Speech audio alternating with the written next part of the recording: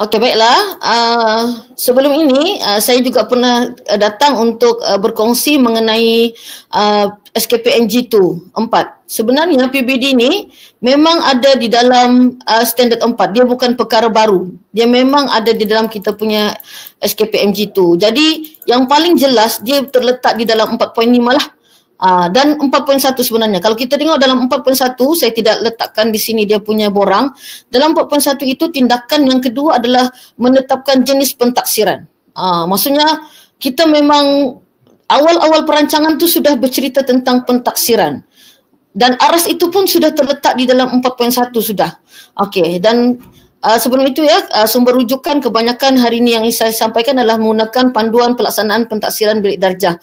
Jadi maksudnya kalau rakan-rakan guru ingin mendalami lagi PBD ni, bolehlah baca panduan pelaksanaan pentaksiran ini. Nanti saya akan bagilah dia punya soft copy. Sebenarnya boleh dapat pun, kita sendiri pun boleh dapatkan upload ya. Jadi kalau kita tengok 4.5 ni menggunakan pelbagai kaedah pentaksiran. Maksudnya memang dalam standard 4 tu sudah bercerita tentang PBD dan memang kita ada buat PBD di dalam kelas. Itu tidak dapat dinafikan lah. Jadi kalau kita bercerita dalam perancangan, pastilah ada penglibatan penerangan. Ini semua ada dalam kita punya perancangan. Okay, kita punya perancangan. Jadi asas PBD, asas PBD adalah menggunakan pelbagai kaedah strategi, pelbagai aras serta berasaskan standard kurikulum, maksudnya di SKP. Jadi mana-mana rakan-rakan guru yang sudah ada mengikuti bengkel teknik menjawab, bengkel memang akan menekankan mengenai DSKP.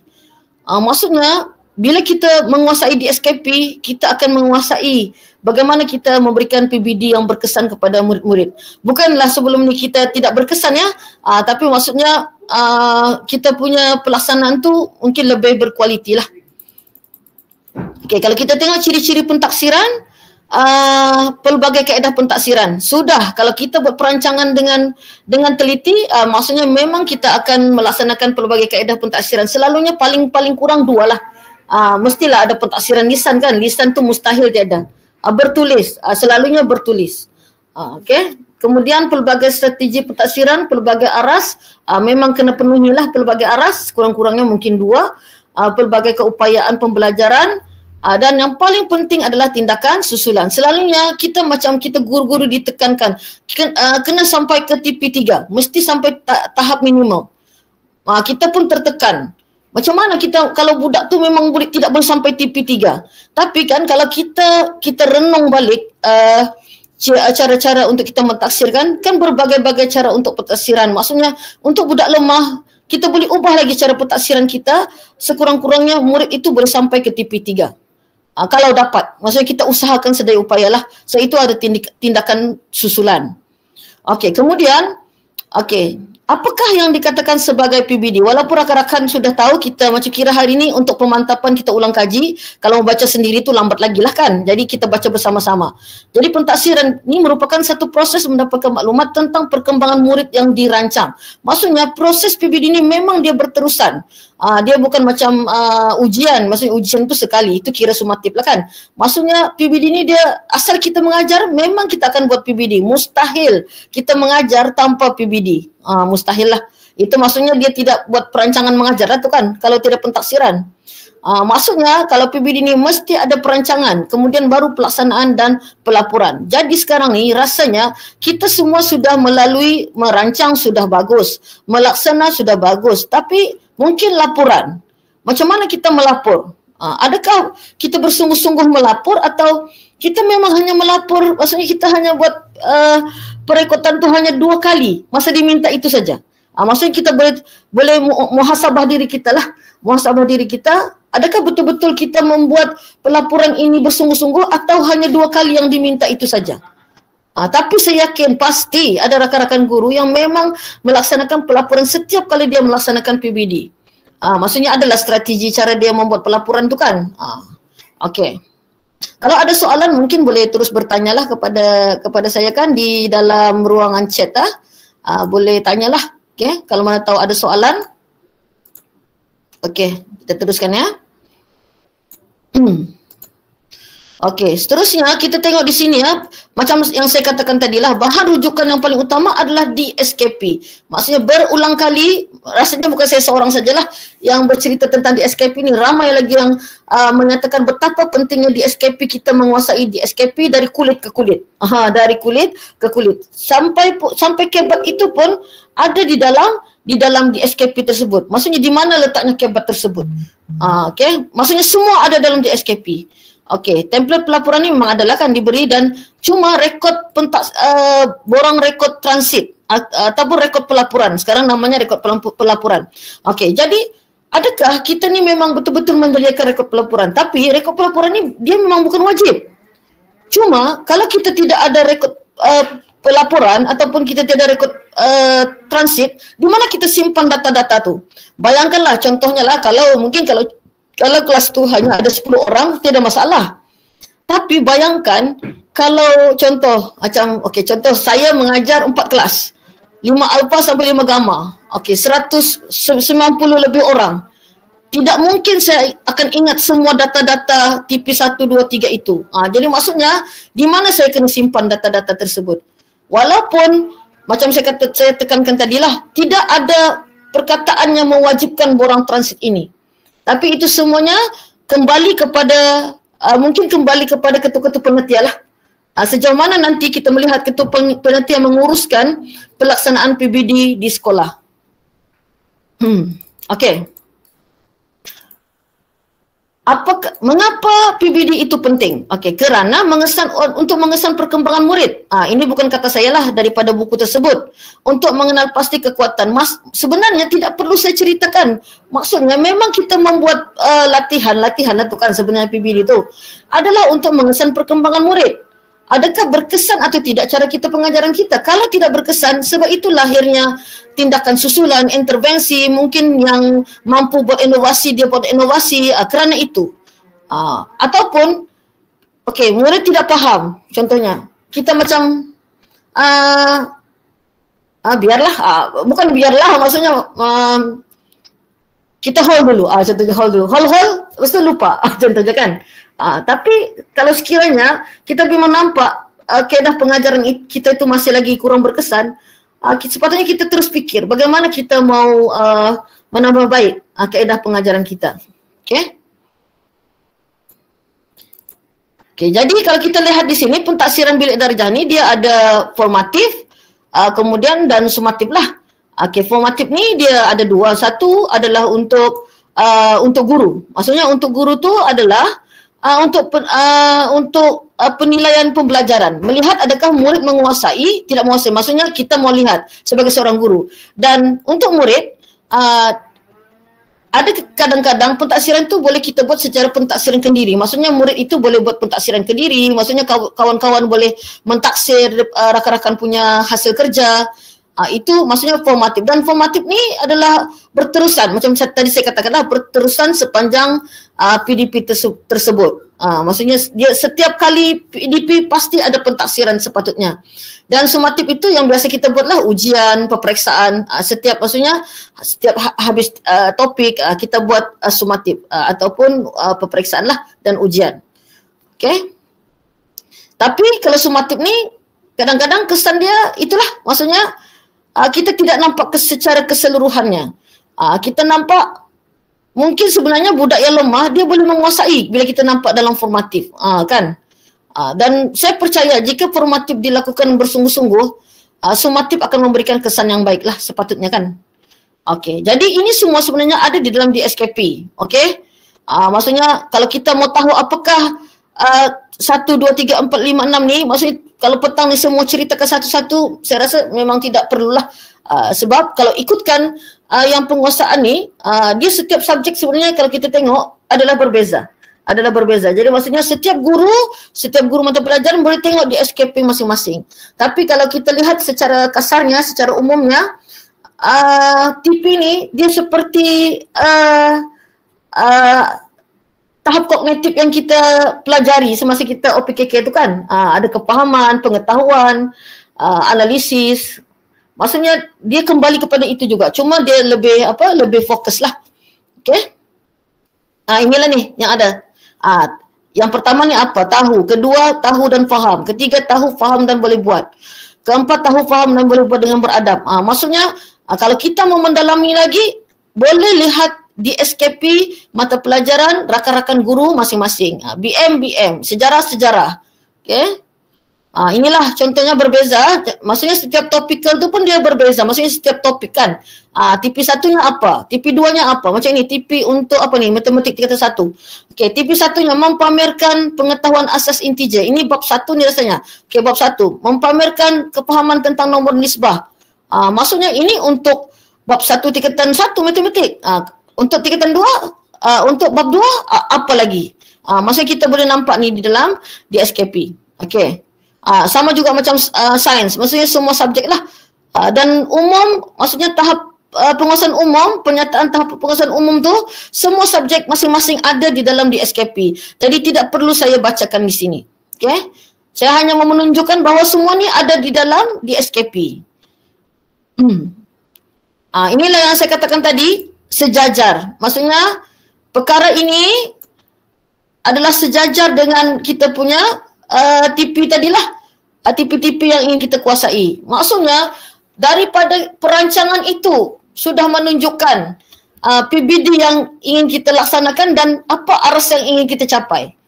TP apa yang ingin kita capai sebenarnya. Ini yang ingin saya ulas sedikit lah. Okay?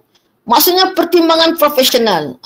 Untuk PBD ni dia bukan semata-mata murid itu boleh jawab, tidak boleh jawab kan. Tapi sejauh mana kita punya pertimbangan profesional. Okey. Maksudnya apa tanggungjawab, apa yang dikatakan sebagai tanggungjawab profesional? Maksudnya adil ke tidak adil kita memberikan penilaian kepada murid?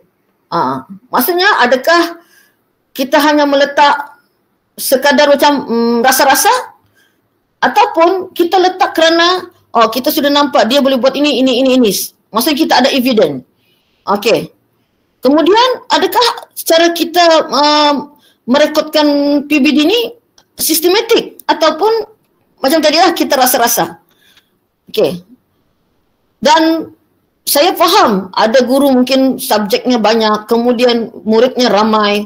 Jadi maksudnya kita gunakanlah sedia upaya apa saja teknologi yang ada untuk memudahkan kita merekod kita punya pentaksiran.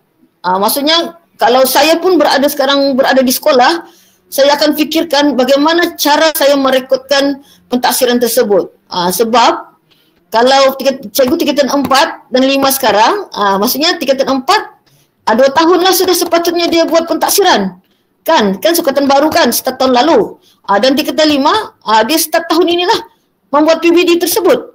Macam mana kita merekod PBD tersebut, atau kita memang hanya fokus untuk memang PBD ni sebenarnya fokus untuk SPM lah kan. Maksudnya adakah kita merekod PBD tersebut? Okey. Dan kita cuba sedaya upaya untuk membantu jika tidak mencapai TP3. Maksudnya pasti ada intervensi, melainkan murid itu memang tidak boleh membaca. Contohnya kan, dan dia sangat lemah. Macam saya kata tadilah, TP3 mungkin boleh dicapai oleh semua kerana kita ada 3 jenis pentaksiran. Secara lisan, secara bertulis, kemudian sejak apa satu lagi tu? Tiba-tiba terlupa. Jadi ya Kak. Maksudnya ikut kesesuaian murid tersebut. Kita cuba membantu sedaya upaya. Sedaya upaya kita. Macam kadang-kadang ada persoalan kita kan macam memang tak boleh ni budak ni sampai TP3. Tapi adakah kita betul-betul sudah berusaha untuk memberikan dia TP3 tersebut? Contoh ya. Okey, contoh. Okey. Jadi yang lain-lain tu tidak perlu saya huraikanlah. Dan kalau mungkin sebelum ni, macam mana kita mau memberikan TP tu? Adakah kita puratakan? Kan? Bukan dipuratakannya. Maksudnya kita itulah yang dikatakan pertimbangan profesional. Okey. Nanti rakan kita Cikgu Abby dan Cikgu Rafizi mungkin akan adalah menyentuh mengenai itu nanti. Okey. Lebih jelaslah ikut subjek kan. Ini dia lisan, pemerhatian, tulisan. Maksudnya kita ada 3 jenis pentaksiran. Maksudnya mana jenis pentaksiran yang boleh membantu murid yang tadi yang tidak capai TP3 tu? Apa usaha kita? Mungkin macam kita rasa-rasa kita baru cuba satu jenis pentaksiran. kita kata murid itu sudah tidak dapat. Tapi mungkin nanti akan ada juga yang mengatakan lah, maksudnya masa, macam kita bukannya banyak masa. Dan kalau macam sekarang lagi lah kan, kalau kita mau cerita pasal PDPR ni kan, memang sangat mencabar lah. Dan saya sangat memahami lah, maksudnya kalau dalam contoh lah kita buat Google Meet, yang merespon tu 5 saja. Yang menghantar mungkin 4 saja. Macam mana kita mau buat pentaksiran? Kalau begitu keadaannya, kalau PDPR lah. Tapi maksudnya kalau suasana yang kita bersua muka, lebih mudah lah sebenarnya kan. Tapi mau tidak mau, suasana PDPR ni kita harus berusaha jugalah sebenarnya kan. Kita tiada pilihan. Jadi saya hargailah kesukaran, kesusahan, usaha-usaha gigih rakan-rakan guru kita yang berada di sekolah lah. Okay, jadi contoh-contoh PBD lisan, soal jawab, rakaman kan. Menelepon murid, adik gigih lah ni kalau menelepon murid ni kan. Ini contoh-contoh lah. Sebenarnya saya tidak perlu cerita sebab saya tahu rakan-rakan guru sudah tahu.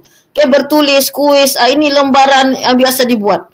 Okay, kemudian pemerhatian mungkin gambar, rakaman video, itu boleh dijadikan sebagai pemerhatian. Okay, jadi di sini saya ingin timbulkan persoalan lagi sekali. Apakah perekotan wajib? Tidak. Tapi kita boleh fikirkanlah secara rasional. Kalau ikutkan, kita memang kena ada borang transit lah tu namanya kalau dulu-dulu kan, borang perekotan. Okey. Jadi kita terus kepada pengurusan. Okey, jadi kita pergi dulu kepada pengurusan. Okey, bagaimana sekolah menguruskan? Okey, dari pihak pengetua, guru besar, penolong kanan. Okey, pengetua dan penolong kanan lah. Okey. Adakah pengetua dan penolong kanan atau barisan pentadbir memahami konsep kepentingan pelaksanaan PBD ini? Okey. Adakah memimpin dan membimbing guru dalam melaksanakan PBD? Arahan tu rasanya memang adalah mempengerusikan penyelarasan PBD. Memantau pelaksanaan PBD. Gigihkah kita memantau pelaksanaan PBD rakan-rakan guru kita di SMK Taman Perumahan Berdaun? Mengeluarkan arahan pelaporan pelaksanaan PBD, mengeluarkan arahan membuat intervensi sebagai tindakan susulan ke atas murid jika adalah contohnya yang tidak mencapai TP3, tidak mencapai tahap minimum kan. Okey, ini menarik. Ketua Panitia dan guru kanan mata pelajaran lah mungkin boleh bersatukan, tapi kalau saya lebih menampak di sini Ketua Panitia lah. Sebagai Ketua Panitia, kan adakah Ketua Panitia betul-betul memahami konsep pelaksanaan kepentingan PBD? Adakah Ketua Panitia ni memimpin rakan-rakan gurunya di bawahnya lah? Kemudian adakah mengadakan mesyuarat penyelarasan PBD? Memanglah masing-masing buat PBD itu masing-masing caranya sendiri kan? Tapi adakah diperbincangkan dalam mesyuarat panitia kah kan? Apakah kemudian memantau, adakah Ketua Panitia ini bersungguh-sungguh untuk memantau pelaksanaan PBD rakan-rakan? Mengaturkan PLC, kalau PBD ni, kalau rakan-rakan guru ni masih belum menguasai PBD. Macam hari ni umum kan? Jadi mungkin cikgu Ketua Panitia Matematik boleh bawa oleh khas mana-mana guru yang memang dia pakar dalam PBD Matematik. Berkongsikan. Hari ini saya bawa guru perniagaan dengan guru RBT. Maksudnya mungkin PLC itu boleh diaturkan untuk setiap mata pelajaran lagi. Untuk meningkatkan lagi ilmu kita tentang PBD ini. Okey, kemudian memantau intervensi dan tindakan susulan. Ini yang paling penting. Maksudnya, kalau masih ada murid yang tidak mencapai TP3, apa intervensi yang panitia boleh buat? Apa yang boleh dibincangkan? Kan? Okey. Seterusnya, tanggungjawab guru. Okey, tanggungjawab guru. Ini tanggungjawab. Tadi kita nampak ya betapa pentingnya topi seorang ketua panitia. Saya itu dalam sekolah kan, sebenarnya ketua panitia ni nilainya sangat mahal. Minta maaf lah, bukan yang lain itu tidak mahal. Tapi ketua-ketua panitia ni memang adalah pencetus kepada subjek tersebut. Sejauh mana pemimpin-pemimpin ini boleh membawa ahli-ahli penelitiannya ke arah yang lebih berkualiti. So itu pelaksanaan PLC itu kena dilaksanakan selalulah. Tapi macam Berdaun ni memang tahniah lah. Memang sudah ke arah itu. ke arah memang maju ke depan sudahlah. Dan saya turut berbanggalah juga kan, sebab saya pun masih lagi rasa-rasa masih di berdaun lagi. Okey. Jadi di sini kita lihat apakah tanggungjawab guru mata pelajaran? Memahami konsep pelaksanaan PBD, memahami sebenar-benarnya, menjiwai betul-betul melaksanakan PBD seperti yang dirancang, menghadiri sesi PLC macam hari ini. Kan sekolah telah mengadakan satu CPD. Datang, ikut, merekod, merekod dan membuat catatan PBD, merekod perkataan merekod ini. Okey, membuat pentaksiran secara adil dan saksama, menggunakan pelbagai kaedah pentaksiran dan memaklumkan kepada murid aspek yang hendak ditaksir. Maksudnya, pernahkah kita memaklumkan kepada murid, okey kelas, esok cikgu akan mentaksir tajuk ini. Contohlah kan. Adakah kita pernah buat begitu? Contohnya. Okey, kemudian memaklumkan kepada murid penguasaan yang diperoleh dan memberi peluang kepada murid yang ingin ditaksir semula. Ini rasanya paling sukar lah kan. Kita memberi peluang untuk mentaksir semula murid dengan masa kita yang kritikal. Tapi itu semua saya kembalikan kepada rakan-rakan guru. Dan membuat penilaian kendiri bagi penambah baik pengajaran dan pentaksiran. Okay, jadi bagaimana guru menguruskan PBD? Macam saya kata tadilah, adakah hanya 2 kali itu sahaja yang diberikan perekotan itu, yang 2 kali diminta saja? Ataupun guru melakukan perekotan itu dari masa ke semasa mengikut penguasaan murid tersebut, mengikut pengajaran yang telah kita laksanakan. Jadi maklumat yang dikumpul membolehkan guru membuat pertimbangan profesional untuk menentukan tahap penguasaan murid. Okey? Jadi ini contoh-contohlah cara merekod, terpulanglah kepada rakan-rakan guru nanti kan. Jadi kembali lagi, kalau TP3 tidak tercapai tahap minimum, apa yang harus dilakukan?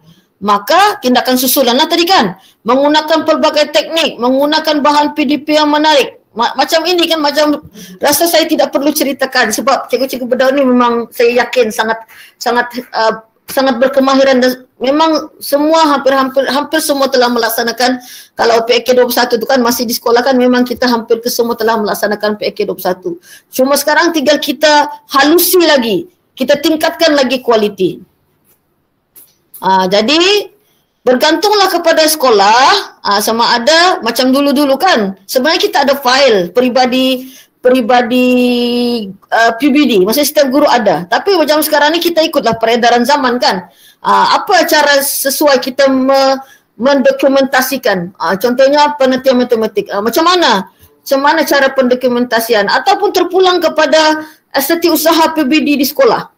Dan ada lagi satu orang tadi kan yang terlupa, setiausaha PBD. Antara orang yang akan menggerakkan PBD ini, maksudnya orang yang akan sering bertanya kabar tentang PBD ini, setiausaha PBD. Ada kan setiausaha PBD? Ada, Cikgu Erni, ada Cikgu Erni. Maksudnya Kak Erni kan? Kak Erni lepas ni tanggungjawab kakak memang sangat besar lah. Sebab PBD ni dia bukan cerita sekolah, dia adalah cerita negara. Okey. Okey, jadi Kak, saya serahkan kepada Cikgu Rafizi. Okey.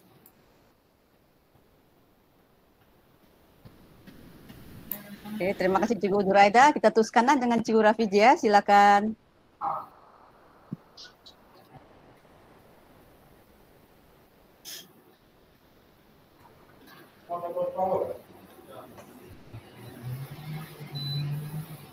Awalnya ingat yang ke last tadi.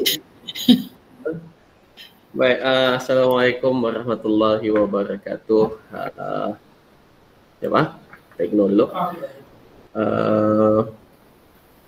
Selamat petang pada Tuan Pengetua, Cikgu Azlan, Barisan Pentadbir, Guru Kanan Bidang, Ustaz-Ustazah Melang, warga sekolah, rakan saya Cikgu Ibi, pegawai SSC Plus kita, Guru Reda Aman. Ini first, saya dah pasti apa yang saya kongsi pada petang ni, tapi saya cuba lagi lah. Okay. So untuk perkongsian lah, terlebih dahulu dari segi perkongsian pengurusan penatia lah. Okay, saya KP Penipis, Perniagaan, Perakaunan dan Ekonomi di Lajau. Semua boleh nampak kan? Okay, so inilah, ni Cikgu Rafizi. So hari ni kita buat CPD, perkongsian CPD dari segi PBD. Okay, so ini macam refreshment of knowledge lah. Ya, kita semua sudah maklum, cuma ada penambahbaikan lah. Saya pun lagi belajar dan mungkin hari ini kita dapat belajar sesuatu lah. Ya. So kita teruskan. Ini dah payah. Slide pertama ni dah payah lah. So cikgu sudah maklum apa PBD, bila PBD, apa itu, bagaimana nak dapatkan PBD. Cuma how PBD ni kita buat dalam kerja buat yang lebih mesra cikgu dan pelajar tu lah. Okay. So hari ni, petang ni kita, ini topik kita petang ni, carta alir hubungan kait PBD bagi subjek perniagaan tingkatan 5. Saya mengajar perniagaan dan akaun, dua-dua saya buat PBD dan ini cara kerja buat saya lah di Lajau. So kita akan mulakan dengan DSKP kita. Lepas tu kita akan cek apa perbezaan pentaksiran sekolah dengan standard prestasi. Lepas tu kita kaitkan apa dia tahap penguasaan dengan standard kandungan serta standard pembelajaran. Apa beza standard pembelajaran di SKP di SKP dengan SP di buku teks. Kadang-kadang di SKP lain, buku teks lain. Okay, lepas tu kita cek apa hubung kait dari segi pembinaan item, soalan, merekod, bagaimana kita merekod dan berprestasi lah of course. Okay. So ini kalau perniagaan, mungkin cikgu-cikgu lain dia master dengan dia punya DSKP lah. Tapi kalau perniagaan ni kita ada dua DSKP kita, satu pada tahun 2015. Okay. Dan lepas tu beberapa bulan kemudian kita update lagi, pergi ke April 2016 lah. Ni April 2016. Kan. So DSKP ni dia punya main. Jadi cikgu-cikgu kena master lah. Kena master betul-betul DSKP kulit ke kulit lah. Mula-mula saya dulu pun dah perasan kita baca, kita buat saja kan. Tapi sebenarnya DSKP ni kalau kita hayati memang dia sangat-sangat lengkap lah sudah. Kalau bagi saya lengkap lah. Okay. So pastikan DSKP kita yang latest. Sebab perniagaan ni dia 4 tahun sudah kan. 4-5 tahun KSSM baru. Jadi dia kena yang latest lah macam maths setahun dua ni kan, jadi dia kena yang latest. Jadi semua ada pentaksiran sekolah, pentaksiran berasaskan standard, ya, semua benda yang kita tak maklum lah. Okay, so ini perkaitan dia, perkaitan di antara standard kandungan, SP pembelajaran dengan SP. So dalam DSKP ni biasanya DSKP ni dia ada 3 lah kan, iaitu standard kandungan SK, lepas tu kita ada standard pembelajaran dan kita ada standard prestasi. SK ni biasa kita dengar OP, KK kan, ini biasa dia area ni. Kalau standard prestasi ni pun, standard pembelajaran ni pun ada OP, KK. Jadi dua-dua ni biasanya ERPH lah kan.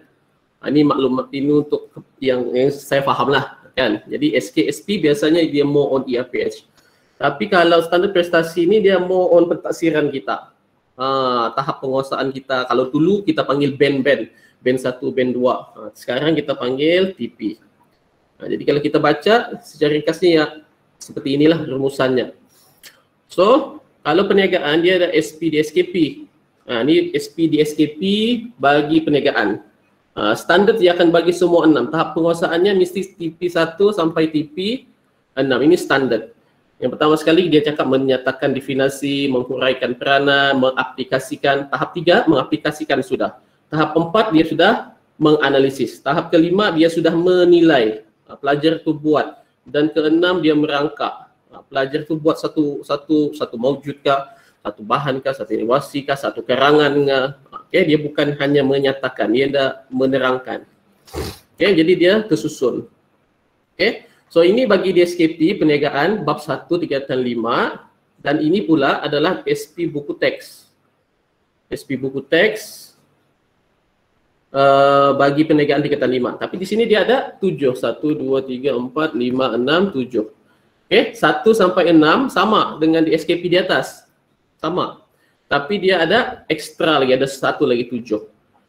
Jadi kalau macam kita, cikgu dia kreativiti kita kena, kalau saya dua-dua saya ambil lah di SKP buku teks dengan SP di SKP pun saya akan ambil sebab kita mau taksi pelajar. Jadi saya akan buat mungkin 2 ni, 5 dan 6 ni untuk penilaian tahap penguasaan 5 ataupun 6. Kalau kita tengok di sini dia kena merancang struktur organisasi. Kalau di sini dia pun kena mencipta struktur organisasi. Okay? Tapi last kali dia ada mencadangkan idea. Jadi kita kena buat satu soalan ataupun satu pentaksiran yang melibatkan SP ni. Okay? Standar pembelajaran ni. Jadi kita buat seperti ini. Okay? Kalau di Lajau buat seperti ini. Dan mula-mula dulu memang agak sukar lah. Jadi saya buat standar prestasi. Kalau pelajar tu boleh jawab, kita tanda ya lah. Kalau bersemuka. Kalau sekarang ni saya ada kaedah lain lah. Jadi biasa kalau kita tanda ya tu dia dapat buat lah. Ataupun dia sudah buat dalam latihan tersebut. So untuk perekotan biasanya kita pergi BPK. Okay, biasanya kita pergi BPK. Ini semua ada lengkap. Ini yang paling latest. Jadi klik saja di sini. Kalau macam perniagaan tu MP lah. MP pengedaran tingkatan 4 atau tingkatan 5. Klik saja, nanti dia akan timbul seperti inilah. Jadi klik dia akan save. Tapi kalau perniagaan, biasa cikgu perniagaan dia tidak pergi sana, dia pergi sinilah ataupun cikgu-cikgu perniagaan lain. Jadi yang original untuk perniagaan seperti ini. Okay. Dia ada nama, ada standar semua lah. Ini original. Kita sebenarnya boleh ubah, tapi ikut kerajinan cikgu lah. Ikut kesesuaian cikgu dengan penelitian cikgu, sama ada cikgu mau ubah ataupun tidak.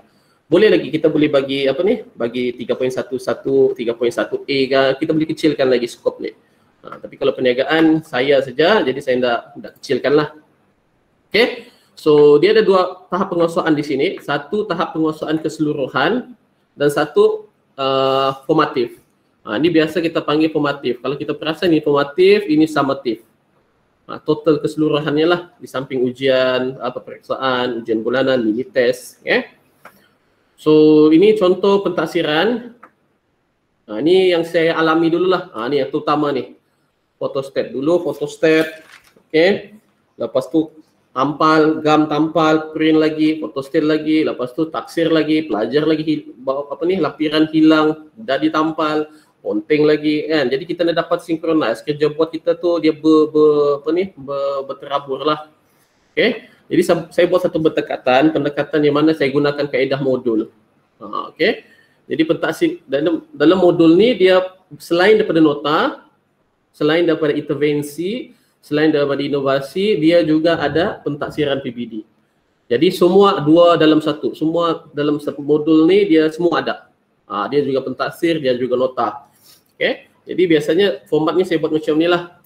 Saya akan bagi tahu pelajar apa kehendak bab tersebut. Apa yang patut kamu capai dalam bab tersebut. Jadi untuk capai itu kita kena ikut SKP, iaitu standar prestasi kita. SP dengan OPKK itu lain kan. Jadi kita ambil yang standar prestasi. Lepas itu kita ada nota, lepas itu kita ada latihan. Okay. Jadi kalau contoh apa kaitan macam mana kita mau buat soalan, kita kena tengoklah soalan tersebut dengan macam mana kita mau tengok soalan dengan TP, apa hubung kaitnya. Okay. Jadi biasanya kalau TP1 biasanya soalannya mesti, kalau perniagaan tu kita tengok di SKP tu mesti yang tahap 1 lah. Contohnya macam ni, menyatakan definisi. Jadi ini adalah TP1 untuk soalan 1. Kan? Okay, contohnya macam ni lah. Soalan apakah yang dimaksudkan dengan pengurusan sumber manusia kan? Okay.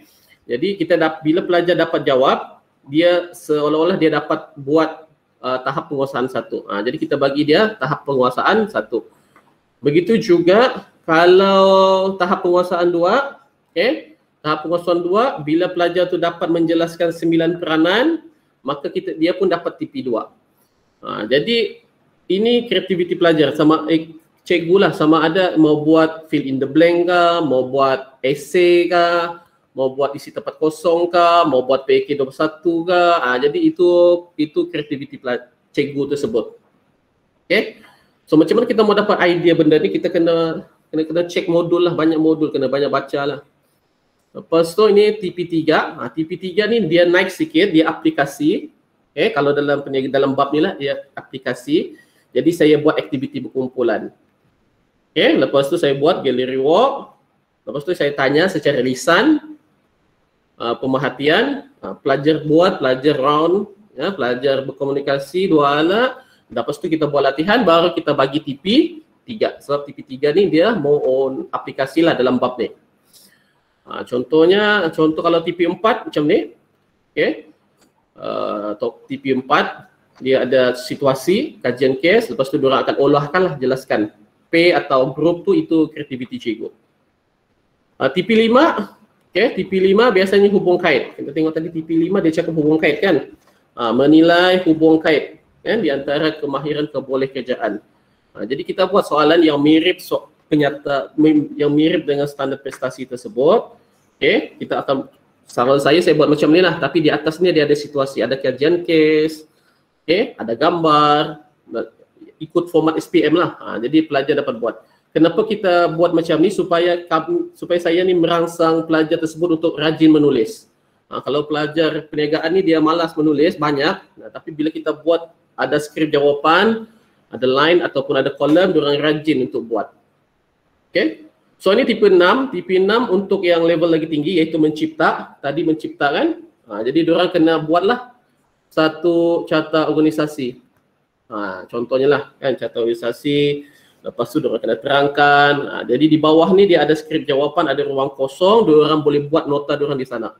Jadi nota modul ni dia semua ada. Nota ada, cara pentaksiran ada, diorang punya latihan ada, diorang punya hasil pelajar ada, jadi lengkap. Okay. Ini contoh dia lah. Ini contoh lain lagi. Ini berdasarkan projek. So saya ada gambar dulu. Ini waktu bukan pandemik lah. Okay, tapi kita sudah run modul ni dalam 3 tahun. Okay. So far dia amat memudahkan lah. Ini ada project based learning yang 1 atau 3 hari boleh siap. Kita setting. Okay. Lepas tu ini 2 minggu. Ini bab 1. Tingkatan 4, tapi pelajar ni boleh buat dalam tempoh 2 minggu. Mudah kerja kita, cikgu kita, sebab diorang boleh buat projek 2 minggu. Lepas tu kalau kita perasan diorang ada ada penerangan, buat gallery walk sedikit dalam 15 minit, 20 minit, dan the rest of it kita buat latihan. Contoh. So lepas tu saya buat file pengurusan. Kalau dulu file pengurusan main tick, saya sempat zaman transit, bronze transit yang key in online tu, saya sempat 2 tahun gitu. Lepas tu saya ubah bagi keburan transit, tik-tik transit sampai 3-4 tahun lepas lah. Tapi dah tahu ke mana. Jadi saya tahun 2 tahun ni, dalam 2 tahun tapi dalam setahun setengah ni saya buat dalam Google Drive lah. Jadi saya simpan sini sebab di Lajau kadang-kadang dia mintaan tiba-tiba. Jadi senanglah, akses telefon boleh, online boleh kan. Jadi saya akan record PPD. Ini record saya lah, pelajar, okay, semua update. Dan setiap bab, bila habis bab, saya akan buatlah. Contoh habis bab 7, saya akan buat bab 7 dulu. Waktu bab 6. Okay. Dari mana dapat kita 4334 ni? Ini pentaksiran TP diorang. TP diorang berdasarkan kepada kita punya modul tadi. Okay. Lepas tu last kali nanti kita ada kertas 3, projek kertas 3 ataupun projek akhir tahun bagi tingkatan 4, barulah kita buat tahap keseluruhan. Okay. Jadi saya tidak main purata. Saya kena tengok, kalau saya dia tengok perangai pelajar lah kalau dapat band 6 tu. Okay. So ini modul tersebut lah. Okay, dia tingkatan 4, tingkatan 5. So biasanya itu saja, mungkin ada soalan simple saja, dah sampai 30 minit. Ada soalan cikgu-cikgu? Ada yang mau di-share, ada pembetulan kah, room of improvement kah? Okay, kalau tak ada saya serahkan pada cikgu Juhaidah ataupun pentadbir. Cikgu Rafizi, Ya. boleh saya tanya kah, kalau yang modul-modul tadi boleh dapat sesuai kah digunakan untuk yang ni? sesuai digunakan tidak untuk PDPR? PDPR biasa saya guna modul. Ini kan. Iya. Sekejap, inilah mana PDPR saya. Tadi ada yang gallery walk semua itu tak dapat dilaksanakan kan kalau Dapat, PDPR? tapi saya buat PDPR. PDPR saya begini ya, ini modul dorang, lepas tu saya ada slide dengan dorangan, dorang pelajar tu akan jawab. Lepas tu saya ajar macam biasa. Saya tidak ajar KA, KS saya totally macam bersemuka. Saya tidak pilih, semua saya boleh kontrol sebab saya ada modul ni. Jadi kandungan asas, kandungan sokongan tu saya anda buatlah. Saya memang semua saya ajar. Jadi contoh kalau pelajar tersebut saya solid, benda ni dorang ada dengan pelajar, modulnya ada dengan pelajar. Jadi apa yang saya buat dorang dapat buat, dorang tahu. Jadi saya akan ajar macam biasa lah, macam sebiji, macam kelas seperti biasa. Cuma yang kumpulan-kumpulan ni memang saya dapat buat lah. Tapi kadang-kadang ada bab yang mana seminggu atau 2 minggu sekali, saya akan kita tengok bab kita yang mudah, yang perlukan bawa gambar. Kalau setakat gambar, dorang ada Google kan, dorang boleh paste terus. Kita buat dalam Teams. Lepas tu kita buat set induksi sana, itu sajalah. Last kali kita buat latihan. Jadi saya buat macam biasa jugalah. Sebaik yang mungkin, sehabis baik yang mungkin buat yang biasa. That's why mungkin kerana tu pelajar saya dalam 30 yang datang dalam 21, 25 konsisten dari awal tahun lah. Lagipun kelas saya dia ada 40 ke 1 jam saja. Jadi pelajar dia insyaAllah dia boleh datang lah. Jadi kehadiran tu pun okey. Macam ni kan dia ada latihan. Jadi kita buat direct terus macam kelas biasa. Saya tidak bagi modul diorang buat sendiri, tidak. Kita buat waktu kita online, kita buat modul kita sama-sama. Menjawab Cikgu Chai. Ya. Okey, terima kasih. Itu situasi saya lah. Ya, okey.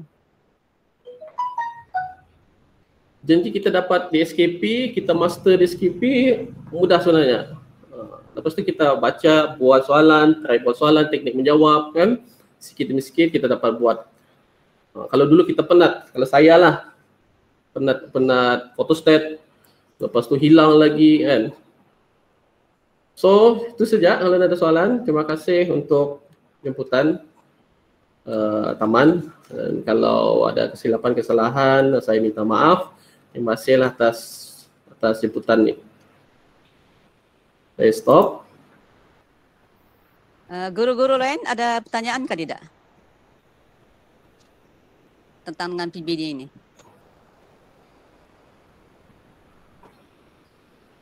Okey, kalau dia ada, Cikgu Joyda teruskanlah yang seterusnya kan?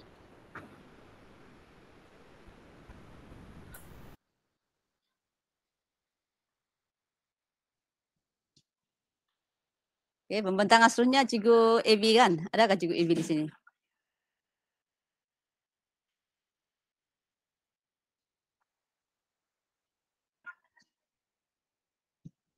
Okey, dipersilakan Cikgu AB. Terima kasih. Okey, baik. Terima kasih.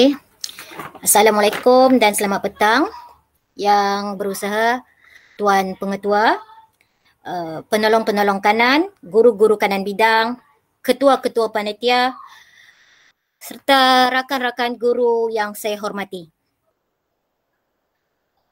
Baik, sebenarnya saya ini bukanlah pakar dalam pengurusan fail PBD pun, tapi saya cuba berkongsi apa yang saya rancang dan laksanakan di peringkat panitia di sekolah saya.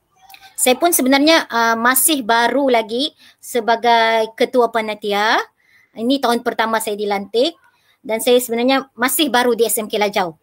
Okay, dan menerima lantikan ni so banyak benda lah yang saya belajar. Dan saya cuba berkongsi apa yang saya buat sajalah. Okey, untuk hari ini saya sekadar berkongsi untuk pengurusan fail PBD. Okey, seperti mana Cikgu Rafizi, panitia saya pun saya sudah rancang untuk pada peringkat awal pelantikan saya sudah rancang dan saya maklumkan kepada guru kanan bidang yang saya mau ubah kepada perekodan di dalam Google Drive. Okay, kalau boleh saya tidak mau macam sebelum ni yang kita kena kumpul banyak-banyak file, perlukan ruang lagi. Jadi saya sudah putuskan, saya kata pada guru kanan bidang yang saya perlukan perekodan semua dilakukan secara dalam talian. So ini adalah ERPH sekolah kami, dan ya dalam ERPH tu sudah pun dipecah-pecahkan ke setiap bidang. Jadi ini adalah guru-guru dalam bidang TVET. Okay, ini adalah folder untuk setiap guru dalam bidang TVET. Okay, kemudian dalam setiap folder guru untuk panitia saya lah akan ada satu fail pengurusan PBD. Okay, ada satu fail pengurusan PBD. Okay, dan dalam fail pengurusan PBD tu saya pecahkan kepada 7 bahagian. Okay, ini saya rujuk daripada contoh-contoh sekolah lain, dan saya buat tambah baik dalam fail saya sendiri. Kemudian dalam ni yang pertama perlu ada surat lantikan pentaksir. Setiap sekolah memang akan ada satu surat lantikan pentaksir, okay, yang dikeluarkan oleh pihak pentadbir sekolah. Okay, kemudian 2.0 surat akuan penerimaan pentaksir. Okay, sebagai setiap guru okay, akan mengisi satu surat akuan penerimaan. Okay, kemudian yang ketiga di SKP. Okay, yang ketiga di SKP. Keempat standard prestasi. Okay, standard prestasi sebenarnya standard prestasi ni dalam di SKP pun ada. Tapi berdasarkan pengalaman saya sendiri, setiap kali kalau kita, kadang-kadang kita pun ada masa sebab kita ajar 2-3 subjek kan. Ada masa kita macam terlupa lah, kurang pastilah kan. Jadi kita mau rujuk balik-balik dalam di SKP, perlu cari daripada muka surat berapa ke muka surat berapa. Jadi saya buat keputusan, saya letak dalam satu file. Saya letak dalam satu file dan saya letak hanya standard prestasi dalam tu. Okay, yang 5.0 ni senarai semak rekod sementara ataupun kalau dulu kita katakan sebagai borang transit. Okay, 6.0 pelaporan dan 7.0 lampiran. Okay, saya terus kepada 3.0 di SKP. Okay, saya yakin semua cikgu pun memang ada di SKP, ada secara fizikal ataupun secara atas talian. Kita simpan kan.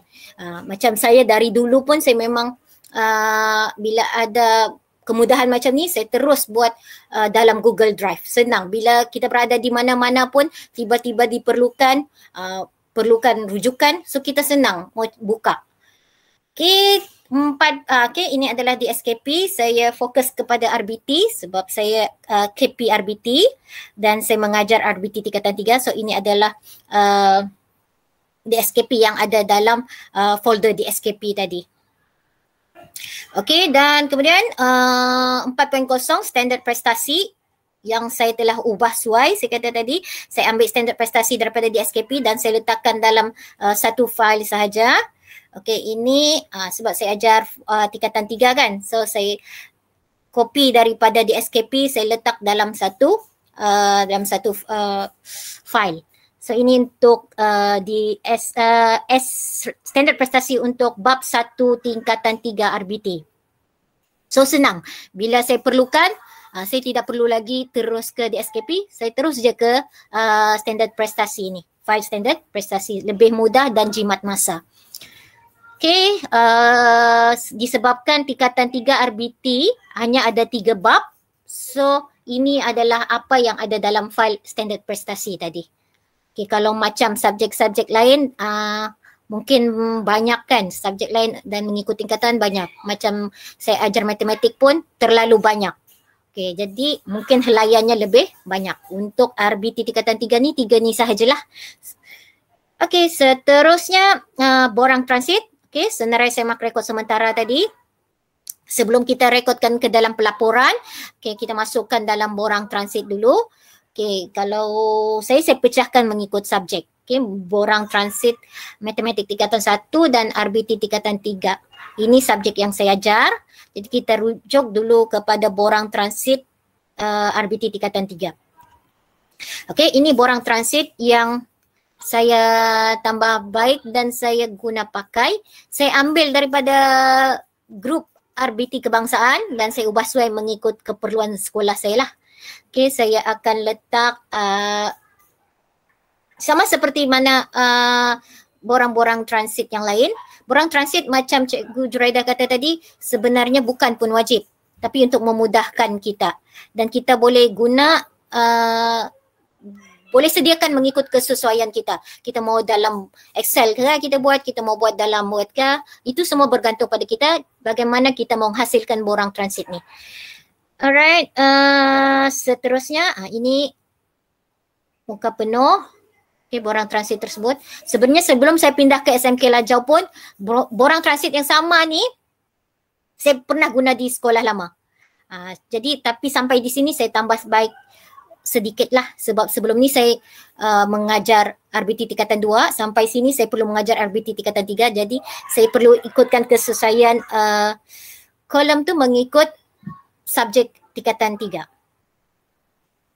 Okey, kemudian 6.0 ni pelaporan, sama sahajalah, sama seperti guru-guru lain. Okey, yang kita setiap guru pun ada pelaporan kan, mengikut subjek. Dan ini saya pecahkan mengikut kelas. Okay, oleh kerana saya ajar 2 kelas RBT, so ada 2 PBD untuk kelas RBT saya. Okay, ini borang yang kosong setelah kita isi dan kita letakkan markah keseluruhan untuk setiap bab. Okay, kalau dalam borang transit, kita ada pecahan-pecahan kan untuk TP1, TP2, TP3 berapa, dan akhir penilaian tu barulah kita pindahkan kepada pelaporan ni. Yang ni semua guru pun tahu kan, sebab semua guru pun buat benda yang sama. Okey, untuk 7.0 lampiran. Lampiran ni apa yang saya muatkan dalam lampiran ni, saya letakkan instrumen. Okey, instrumen. Okey, di dalam instrumen ni pula, okey, saya pecahkan kepada kertas soalan dan kertas jawapan.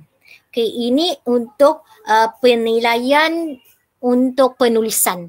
Okey, untuk lisan ke sebagainya itu hanya berpandukan secara kita ambil daripada apa yang ada dalam soalan penulisan tu, mungkin kita boleh buat secara lisan kepada murid. Okey, ini untuk kertas jawapan. Okey, kertas jawapan kita letak sahajalah dalam folder setiap kelas ni, dan mungkin selepas tu kita boleh labelkan mengikut nama murid. Okey, ini untuk kertas soalan dalam folder instrumen.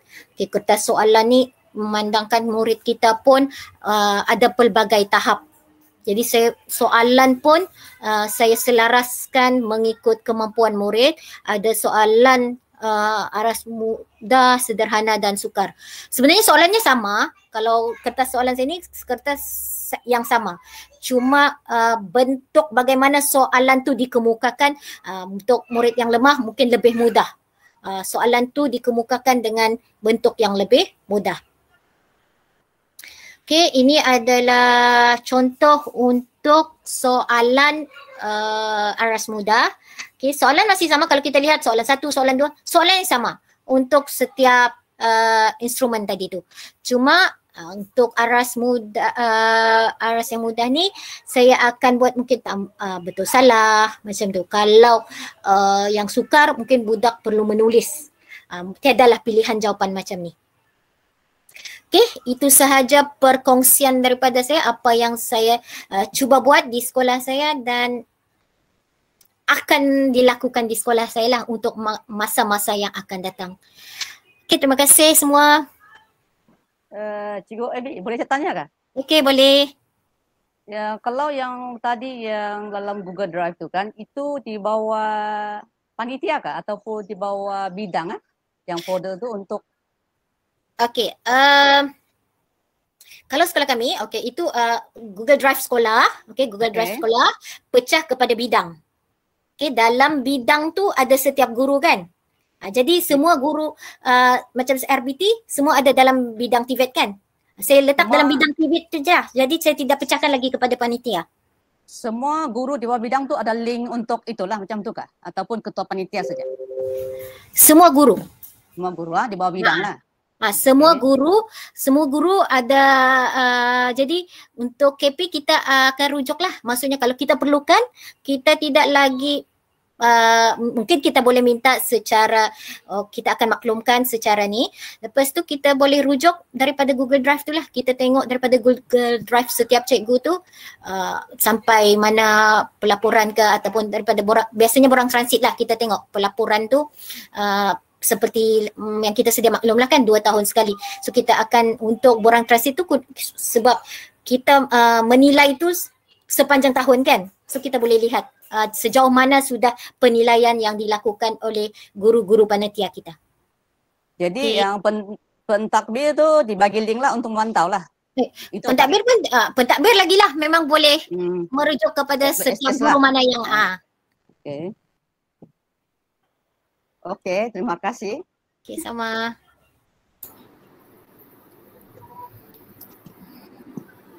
Satu soalan yang mau tanya, kalau untuk masa PDPR ni kan, untuk yang tindakan susulan Mbak, untuk membantu lagi tidak mencapai TP3 tu kan, tidak masalah kan, dapat dilaksanakan dengan, ada contoh kan macam mana dia punya cara melaksanakan?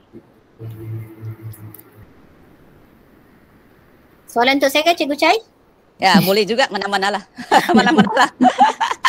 Boleh ulang balik soalan tadi? Yes, kalau yang untuk pelajar yang tidak masih lagi belum mencapai sekurang-kurangnya minimum TP3, sepatutnya kena laksanakan tindakan susulan lah. Tapi selalunya guru menghadapi masalah waktu yang PDPR ni lah sebab tidak bersemuka. Adakah contoh macam mana pelaksanaan tindakan susulan yang berjaya lah melalui PDPR ni lah di sekolahnya cikgu lah? Okey, ini apa yang saya buat lah apa yang saya boleh kongsi, apa yang saya buat. Sebelum memang saya rasa semua cikgu pun menghadapi masalah yang sama. Respon murid yang agak kurang memberangsangkan kan. Okay, saya pernah buat satu latihan yang memang pada peringkat awalnya pada latihan minggu tu memang budak hanya tengok saja. Okey, saya buat latihan. Sedangkan itu adalah untuk penilaian TP6 untuk topik tu. Waktu tu saya buat reka bentuk pengiklanan. Memang budak hanya tengok saja. Okey, kemudian sebab saya mengajar kelas belakang kan, kelas 3C, 3D macam tu. Okey, kemudian saya buat keputusan, saya buat dalam bentuk kerja kursus. So saya minta murid hantar selepas peperiksaan sekali dengan kerja kursus tu. Asalnya benda tu saya perlu buat waktu di dalam kelas. Tapi sebab budak kurang respon, saya tukar, saya buat kepada kerja kursus, minta murid hantar. Okey. Ada murid yang hantar. Okey. Ada murid yang hantar lebih baiklah daripada yang pada peringkat awalnya tu. Tetapi masih lagi belum memuaskan hati. Kemudian saya buat lagi kali ketiga, sebab saya ajar RBT. RBT ni murid tidak ramai dan saya hanya ajar 2 kelas. So saya mengajar hanya untuk 32 orang. Daripada 32 orang tu, memang ada beberapa orang yang memang tidak pernah wujud. Okey, saya lupakan seketika untuk yang tidak wujud, saya tidak fikir dulu. Okey, saya hanya fikir untuk yang memang budak yang boleh respon, yang beri respon dan saya rasa boleh respon dan saya boleh tarik untuk sama-sama buat kerja bersama saya. Jadi mungkin agak ni lah kan, tapi saya buat. Saya PM seorang-seorang, saya hantar WhatsApp seorang-seorang, saya hantar, saya tunjuk jalan kerja apa yang perlu buat, saya bagi contoh apa semua dan daripada yang sebahagian nama yang belum hantar tu, boleh kata lebih 50% memang hantar juga. Maknanya sekarang ni saya hanya tinggal perlu kejar beberapa murid yang tidak pernah wujud sahaja. So memang banyak kerja lah. Memang daripada beberapa langkah lah. Daripada langkah pertama yang sepatutnya saya buat waktu dalam kelas PDPR tidak ada apa-apa. Saya tukar plan B kepada kerja khusus, tukar lagi kepada plan yang ketiga, dan respon tu saya boleh kumpul lah daripada beberapa persen, daripada tiada persen kepada beberapa persen, dan akhirnya lebih daripada 50%. Itu yang saya buat lah sebab saya ajar RBT, murid tidak ramai. Okey. Okey. Terima kasih Cikgu Amy. Memang Cikgu Amy ni seorang guru yang rajin lah dan komitmen lah tinggi. Tidak juga rajin, saya rasa sama juga seperti orang lain. Saya cuba buat apa yang saya boleh, itu saja. Terima kasih. Okey, Cikgu Zuraida ada lagi apa? Mau sambungkan apa tu sudah habis kah? Macam mana tu? Macam mana? Okeylah Kak Chai, sebenarnya kan macam Rafizi dengan Cikgu Ebi ni dua orang guru ni memang guru bersama-sama dengan saya lah sekarang. Maksudnya kami dalam proses coaching mentoring kan. Jadi sebenarnya yang tadi untuk yang pengurusan PBD itu kan, sekarang ni dia memang kita nampak botek sajalah kan. Kan Kak Chai? Tapi sebenarnya mungkin dia lebih senang untuk satu sekolah. Maksudnya akan ada satu mungkin Google Drive lah kali itu kan, satu pelantar, maksudnya lebih mudah lah kalau terpulanglah kepada sekolah, macam mana yang memudahkan, ikut bidang, ikut subjek atau macam mana? Saya rasa lah sebab kami berpanitia memang gunakan tu yang barcode tu kan untuk, memang kami dah sediakan barcode lah untuk yang macam link ke itulah APT kah ataupun DSKP kah. Kena tambah tu link lagi, setiap panitia kena satu link lagi untuk link ke itulah rekod BBD. Itulah untuk sekolah yang Taman Burang Berdaun lah. Ya. Sebab kan saya nampak ada satu sekolah di Labuan ni kan, sebab sekolah tu memang dia memang berasaskan PBD. Dorang sampai TP6 lah, TP8. Jadi oleh kerana PDPR ni kan, jadi dia susah mau tengok sejauh mana macam ahli-ahli guru di bawahnya buat pentaksiran. Jadi dia pun buat beginilah, dia buat Google Drive kan. Jadi kita boleh nampak cikgu ni dia mentaksir sampai mana sudah. Maksudnya kita memang secara tidak langsung daripada pengetua sampai ke KP boleh boleh melihatlah kan. Ya. Dan dia boleh akses yang drive tu untuk melihatlah perkembangan dia kan. Betul. Ya. Kak Erni angkat tangan. Ada soalan Kak? Ya, ada soalan berkaitan dengan macam ni. Kak kan SUPBD. So selama ni untuk kutip setiap pentaksiran dua penggal, untuk menengah rendah Kak ada sediakan yang PBD gabungan. Okey, kemudian itu untuk tujuan dia guru kelas bagi slip PBD lah kepada murid. Yang sekarang ni masalahnya untuk slip PBD bergabungan untuk menengah atas. Kak masih belum jumpa lagi sebab dia ada subjek elektif kan. Jadi yang tempat Kak ni cuma ada subjek untuk menengah rendah je lah. Jadi di mana boleh Kak dapatkan tu, atau macam ada apa-apa yang macam mana boleh macam untuk dapatkan tu lah. Macam BPK belum sediakan kan untuk yang gabung semua tu. Kita cari BPK pun tiada. Kalau Ju ada boleh kongsi Kak. Setakat ni menengah atas kami tak dapat lagi keluarkan lah yang set PBD untuk semua subjek. Oh itu dah dapat dijawab Kak. Oh okey. Kalau ada nanti boleh share lah. Saya rasa mungkin dia punya elektif banyak kalau menengah atas. Itulah yang BPK dia sediakan, itulah yang untuk semua digabungkan tu. Ya, dorong pening masih kali Kak. Okey. Thank you. Tapi mungkin ini macam sekolah sudah nampak lah sekarang ni macam mana kita mau meningkatkan lagi kan Kak kualiti pengurusan kan. Itulah. Bukan sebelum ni tidak buat kan, kita ada buat. Yalah. Tapi itulah Kak Cai tahulah. Ya, kita kena mantapkan lah semua. Ya, ada buat. Tahun lalu kata Kak Cai, kita pun cuma elektif kami bagi slip satu-satu lah. Kecuali yang subjek teras tu kami gabungkan sekali dalam satu slip lah. Cuma tahun ni lah tak dapat. Jadi mungkin Kak Erni Kak Cai dulu. Ya. Yang peringkat sekolah kita mau buat satu yang macam ada Google Drive yang mudah, yang macam ikut bidang lah, yang senang akses kah, ataupun guru yang penyeras tu lah, yang dia senang akses lah untuk yang dia kumpulkan pun senang.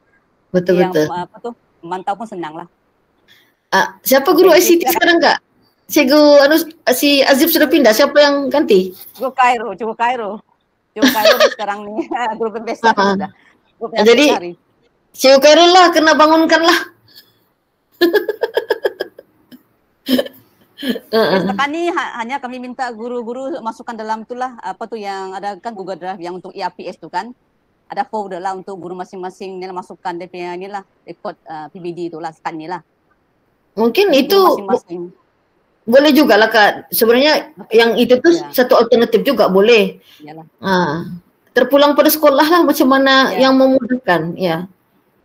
Satu lagi lah yang memudahkan yang penyeras tu lah. Penyeras untuk dia mau kumpulkan senang sikit lah. Itu satu lagi lah yang kena di inilah. Fikirkan dulu lagi lah. Ya, macam sekarang memang Kak Erni lah sebenarnya yang macam sekarang ni kan semua ada peranan masing-masing kan. Macam Kak Erni memang dia setiausaha PBD. Jadi memang Kak Erni ni macam kena jadi penyebok lah.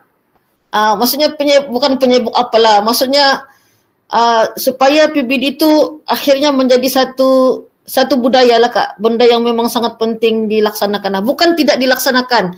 Kita laksanakan cuma perekodan tu selama ni bagaimana? Okey.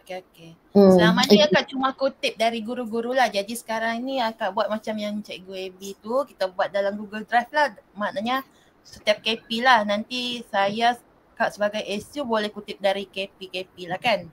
Ya. Tapi terpulang kepada sekolah lah Kak, sebab benda ni bukan macam nanti jangan kami yang macam saya bukan dari saya bukan bukan dengan sekolah lah. Kan fikirlah kuancai lah nanti kan. Ya, nanti kita bincang lah macam mana menguruskan dia lah yang lebih memudahkan. Itu sajalah Kak. Daripada kami bertiga. Ya, ada mungkin guru-guru ada soalan kah? Tiada kah? Thank you. Daripada guru-guru ada soalan lagi? Tiada? Masing-masing sudah faham lah. Yang sekarang ni ada kita maksudnya sebagai pentadbir kena faham lah dia punya tanggungjawab. Sebagai ketua panitia kena faham lah tanggungjawabnya. Kalau sebagai guru mata pelajaran pun kena tahu tanggungjawab lah untuk PBD ni lah. Maksudnya semua sudah faham lah ni kan? Tanggungjawab masing-masing. Tak ada soalan. Kan juga sudah ada. Kakak lepas ni kakak kena apa KP lah. KP memang berperanan besar benda ni. Okey, kalau tiada Ibu Suami sudah take lah yang tu borang malu malas tu untuk borang penilaian lah untuk ni SPD ni. Nanti sekejap kita mau ambil gambar lagi ya. Sudah jangan dulu ada gambar lagi. Sudah? Okey, sambil itu kita on camera untuk Cikgu Khairul. Macam mana? Boleh tolong ambil gambar kah untuk program ni? Semua guru masing-masingnya isi borangan sebelum menilah live ya. Okey, mohon semua guru yang hadir on kamera untuk kita ambil gambar lah. Nanti kita buat pelaporan juga lah untuk berita akhbar. Masuk dalam newspaper juga. So silakan on kamera. Okey, semua on kamera. Ada yang belum kah, Cikgu Khairul? Okey, sudah. 1, 2, 3. Okey, senyum. Okey, sudah. Okey, untuk guru-guru pastikan isi borang dulu lah. Ya, jadi di akhir sebelum akhir ni lah SPD saya ucapkan terima kasih lah kepada 3 orang ni yang telah mengkongsikan, iaitu pegawai SIS Cipla Cikgu Juhaina Aman dan 2 orang guru daripada SDN Kelajau, Cikgu Rafizi dengan Cikgu Ebi ya. Banyak terima kasih ya membuat perkongsian dan membantulah memantapkan pengharapan dan memantapkan PBD, pelaksanaan PBD di SMK Taman Perang Bedau. Nah, ke sekolah akan sediakan CJ nanti kami hantarlah kan. Kalau yang tu ada hantar ke inilah SPB, kalau yang dua cikgu tu Cikgu Rafizi dengan Cikgu Ebi kami hantar ke SMK Kelajau lah. Banyak terima kasih ya. Okey. Terima kasih Kak. Terima kasih kembali. Lain kali ya, panggil lagi ya. Terima kasih. Terima kasih Cikgu Rafizi. Terima kasih semua. Okey, terima kasih. Terima kasih okay, Kak Jah. Guru-guru pastikan isi borang sebelum live itu termasuk kehadiran. Isi borang dulu baru live. Thank you Ju dan lain-lain. Okey Kak. Nanti cukup Khairul take 2 gambar lah, yang satu tu di sana, informasi ya 1-2 gambar lah. Okey, terima kasih semua. Terima kasih Faida. Sama, Cik Evan.